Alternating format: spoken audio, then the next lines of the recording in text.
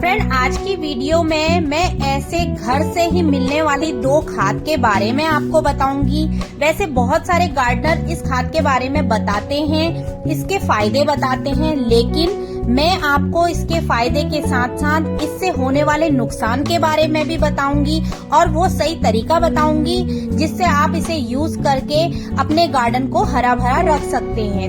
आज गार्डन में ही मिक्सी लेकर आ गई हूँ। ये मैं क्यों लाई हूँ उसके लिए आपको मेरी पूरी वीडियो देखनी होगी, तो वीडियो लास्ट तक जरूर देखिएगा इसका फायदा लेने के लिए। हेलो मेरे प्लांट्स लवर, स्वागत है आपका टिंकू की दुनिया में। फ्रेंड, आज मैं आपको ऐसी 2 खाद के बारे में बताऊंगी जो घर में ही मौजूद होती है, लेकिन जाने अनजाने में हम उसे कचरे में ऐसे ही फेंक देते हैं। और इस वीडियो में मैं बताऊंगी कि कैसे उसे बनाना है, कैसे इस्तेमाल करना है और क्या क्या उसके फायदे होते हैं। कुछ सावधानियां भी हमने इस खाद को यूज करने में बरतनी होती है, क्योंकि इससे क्या होता है, ज्यादा यूज से और सही तरीके से अगर यूज ना किया जाए तो प्लांट खराब भी हो सकता है। तो चलिए वीडियो को स्टार्ट करते हैं। तो सबसे पहले ये देखिए फ्रेंड, जितनी भी इन सर्दियों में हमने मूंगफली खाई थी उन सबके छिलके मैंने कलेक्ट करके इस तरह से रखे हुए हैं। अब इनको क्या करूंगी, मैं मिक्सी में महीन से पीस लूंगी। पीसना एकदम हमने बारीक है, मोटा मोटा नहीं पीसना है।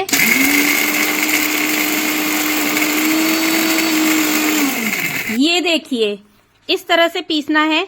अभी ये थोड़ा मोटा ही हो रहा है, इसको मैं थोड़ा और बारीक करूंगी। मतलब ना, मूंगफली के छिलके इसमें दिखने नहीं चाहिए, बिल्कुल इसको बारीक कर लेना है। ये देखिए इस तरीके से, क्योंकि इसको क्या होता है, डिकम्पोज होने में बहुत ज्यादा टाइम लगता है, इसलिए हमें मूंगफली के जो छिलके हैं उनको बारीक पीसना होता है। दूसरी चीज जो मैंने ली है वो लिए हैं अंडे के छिलके। अंडे के छिलकों को अच्छे से धो के सुखा के ही यूज करना है, वरना इसमें फंगल बैक्टीरिया वगैरह हो जाते हैं। तो ये चीज का आपने ध्यान रखना है कि अच्छे से वॉश कर लें, उसके बाद ही यूज करें। मैं तो ना क्या करती हूँ, अक्सर उबले हुए जो अंडे होते हैं उनके छिलके रख देती हूँ। जिनका ऑमलेट वगैरह बनाती हूँ उनको यूज नहीं करती, उनको फेंक ही देती हूँ। तो बहुत सारे छिलके ऐसे इकट्ठे हो जाते हैं घर में। इसको भी हमने मिक्सी में बिल्कुल बारीक पीसना है, मोटा मोटा नहीं रखना है, क्योंकि अंडे के छिलकों को भी डिकम्पोज होने में टाइम लगता है। तो ये देखिए, इतना बारीक हमने पीसना है। एक बार का मैंने पहले पीस लिया था, तो वो पीसने के बाद थोड़ा कम हो जाता है। दोबारा भी इसी के ऊपर मैंने बाकी जो छिलके थे अंडे के वो डाल दिए हैं और इसको भी महीन करके पीस लिया है। ये देखिए, इस तरीके से बिल्कुल पाउडर जैसा मैंने बना लिया है इसे। अब दोनों खाद हमारी रेडी हो गई हैं।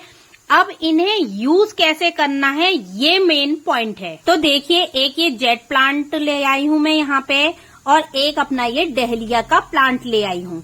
इनमें मैं यूज करके आपको दिखाऊंगी। पहले मैं डहेलिया का फूल निकाल दे रही हूँ क्योंकि ये सूख गया है, क्योंकि सूखने के बाद जब भी होता है तो मैं इस तरह से इनको काट देती हूँ। देखिए, हर खाद को या फर्टिलाइजर को यूज करने का तरीका यही होता है। सबसे पहले हम पौधे की अच्छे से गुड़ाई कर देते हैं, क्योंकि जो भी हम न्यूट्रिशन इस टाइम पे देते हैं वो जड़ों तक गुड़ाई के बाद ही पहुंचता है और ऑक्सीजन, हवा सब पहुंचती है। तो देखिए, दोनों प्लांट की मैंने अच्छे से करी है गुड़ाई।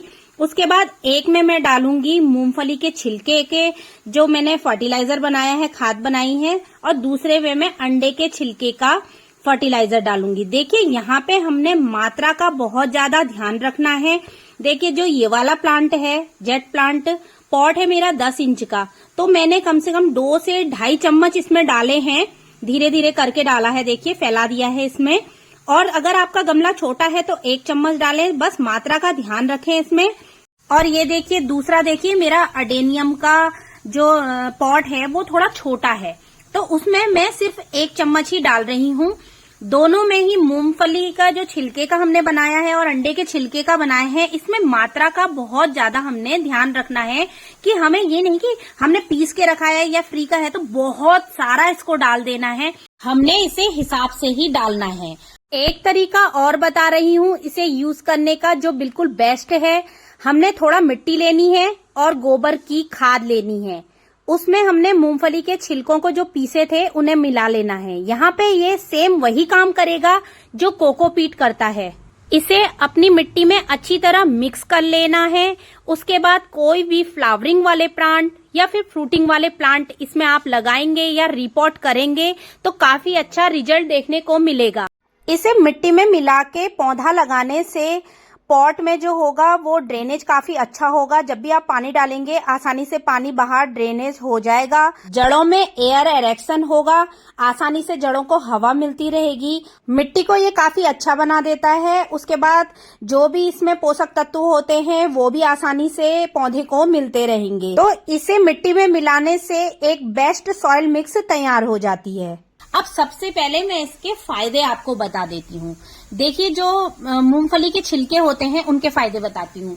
मूंगफली के छिलकों को पीस करके जब हम मिट्टी में मिलाते हैं तो इससे हमारा ड्रेनेज बहुत ज्यादा अच्छा होता है।